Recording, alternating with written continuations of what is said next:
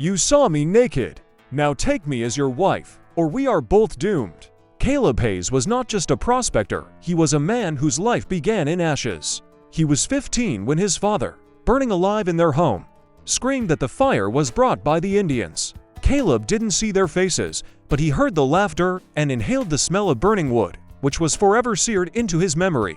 Since then, his heart was filled with rage and pain. He fled from Ohio to Arizona not for gold, but for oblivion. Every day he spent in this sun-scorched land was an act of resistance, a struggle to forget the past. His dream was simple: to find a stream that would allow him to collect enough gold to move forever to the east, far from this land, from these mountains, and their silent testimony. He hated the Indians, not as enemies, but as the very idea of a ruined life, as a symbol of what was once taken from him. For 2 days, Caleb had been hiding from a gang of thugs led by Mason, a man whose smile was sharper than a knife and whose eyes knew no mercy. Mason and his henchmen weren't after Caleb's gold, they wanted to show their power, to break his spirit, to turn him into a living example of who ruled these lands. The sound of their horses' hooves on the stones was a drumbeat, announcing an inevitable disaster. His legs were burning, his lungs were desperate for air, and the sun beat down mercilessly. He felt his strength was giving out. Desperately winding his way along the rocky trails, he turned off the well-worn path and, giving in to a desperate impulse, climbed into a narrow, hidden gorge. This place was a secret where neither the sun nor people could enter. Climbing down the crumbling stones, he felt the air change around him. The desert heat was replaced by coolness, and the sound of the wind by the gurgling of water. Before him opened a small alcove where a waterfall cascaded from a cliff into a shallow, crystal-clear stream. Amid the lush greenery, which seemed a miracle in this harsh land, Caleb saw her.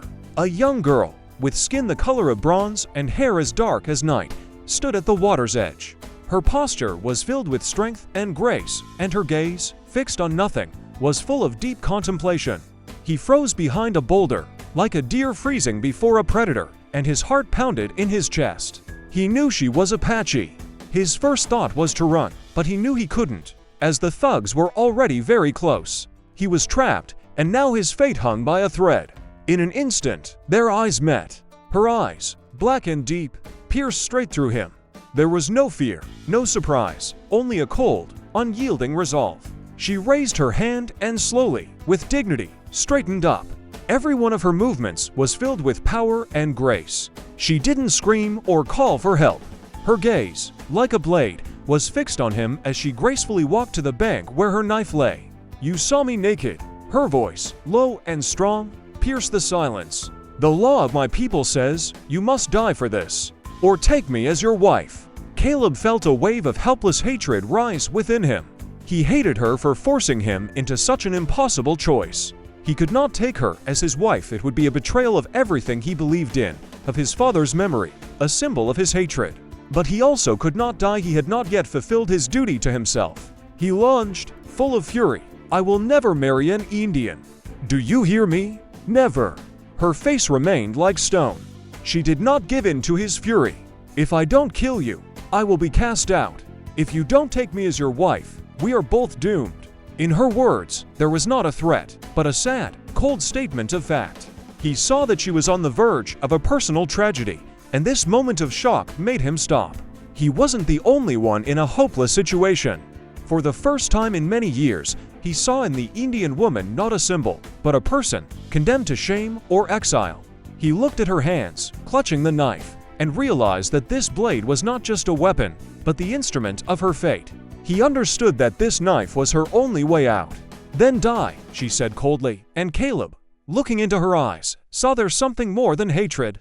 He saw intrigue in them, a question without an answer. Who was he, this man who fought so hard for his freedom? For the first time in many years, Caleb saw himself not just as a victim, but as someone who could change fate. Caleb didn't remember how that day passed. Before the elders, surrounded by unfamiliar faces, he felt like an animal caught in a trap. He stood next to Nita, and around him sounded words in a foreign language that were part of an ancient ritual he didn't understand. In her eyes, when she looked at him, there was no triumph, only a cold, steely calm. "I didn't choose you," her eyes said.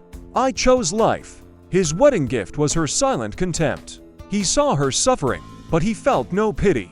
It wasn't a marriage, but a deal, and his only goal was to wait for the moment to escape. They were settled in a small hut on the edge of the camp, at the very border where the forest met the desert. This place was a symbol of their relationship on the edge of two worlds, belonging to neither. Caleb remained wary, his eyes constantly searching for ways to escape, but he knew he couldn't just leave. He was under constant surveillance, even when he pretended not to notice it. The neighbors' old Indians, young hunters, looked at him with suspicion. "He's like a dead leaf brought by the river," he once heard, and those words were deeply etched into his memory. He was a stranger, a ghost who was forced to exist among the living. Days turned into weeks, and Caleb began to realize that his hatred was gradually being replaced by something new. Nita was not like the savages he had imagined. She was a skilled huntress whose arrows always found their mark. She was a skilled healer whose hands could mend a wound. Her hands, which could grip a knife with such resolve, cared for a wounded eagle with the same tenderness. One day, he saw her, bent over an old man, singing him an ancient song, and in her voice there was nothing but deep tenderness. Caleb, sitting in his part of the hut, began to watch her. He saw her teaching the children of the tribe, helping the women gather herbs. Intrigue grew in his soul. Who was she really? Why did she choose him over death? He began to understand that behind that cold mask was something more. He realized that she had sacrificed her future, her honor, to save not only herself, but him. Their fragile coexistence was shattered one terrible night. A sudden cry tore through the silence. The Comanches, the ancient and cruel enemies of the Apache, attacked the camp. Through the darkness came screams, the neighing of horses, and the sounds of fighting. Caleb, accustomed to human cruelty, froze in horror, but Nita didn't lose her composure. She grabbed her bow and arrows and, without a word, rushed into the fight. He saw her fighting, how bravely she repelled the superior forces of the enemy. She was not just a woman, she was a warrior. At that moment, Caleb felt something change within him. He could have escaped. No one would have noticed his disappearance in the chaos. But he couldn't. His heart, hardened by hatred, was suddenly filled with fear for her. He lunged forward, grabbed an axe that lay next to the hut, and rushed into the fight to save her. For the first time in many years, he was fighting not for himself, but for someone else. The battle was quick and brutal, but for Caleb, it lasted an eternity. The sounds of fighting, screams, and the clang of metal were a chaotic whirlwind, but in the center of that chaos, he saw only her, Nita, fighting with a fury that seemed to be the very soul of this land. He, who had never fought the Indians, felt himself driven not by hatred, but by something else, an attraction to her strength, to her unbreakable spirit. He fought side by side with her, their movements synchronized. When the Comanches retreated, leaving behind only destruction and wounds, Caleb and Nita collapsed to the ground, wounded and exhausted.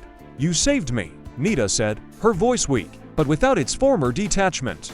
"And you saved me," Caleb replied, and he spoke sincerely. He suddenly realized that he had not saved her, but she had saved him. He bandaged her wounds, and she bandaged his. Their hands, which had previously only exchanged silent glances and contempt, now touched with care. He saw her up close for the first time, so vulnerable, and a new, powerful feeling awoke in his soul, attraction. He no longer saw an enemy in her. He saw a woman who had saved his life. After the attack, they began to be seen as heroes. The chief, Nita's father, looked at Caleb with different eyes. "You fought for our land like one of us," he said. "You deserve a place here." But Caleb knew that wasn't true. He was still a stranger, and his heart longed for his old world. "I can leave now, Nita," he told her one day as they sat on a hill, watching the sunset. He expected her to be happy, for her face to be illuminated with relief. But instead, there was a sadness in her eyes that he had never seen before. She didn't say a word, just ran her finger over his hand. That silence was louder than any scream, and Caleb realized that his words were not just a declaration of freedom, but a potential destruction of what they had begun to build. He thought her choice was a desperate act of preserving honor, but now he saw that she, like him, had gone from hatred to something else, something deeper. Caleb remembered the first time he saw her. He hated her for forcing him to make a choice. But now he realized that it wasn't a choice between death and life, but between an old life and a new one. He didn't want to go back to his world, where he was just a prospector. He wanted to stay here, with the woman who had taught him how to live. "I don't want to leave," he replied, and in his voice was something he hadn't heard in many years: love. He took her hand. "Now I realize that I didn't get a wife. I got a home." Mita smiled, and her smile was so bright that Caleb felt he had finally found not only gold, but his soul. He realized that their life was just beginning. There was uncertainty ahead, but he was ready to face it because his family was beside him.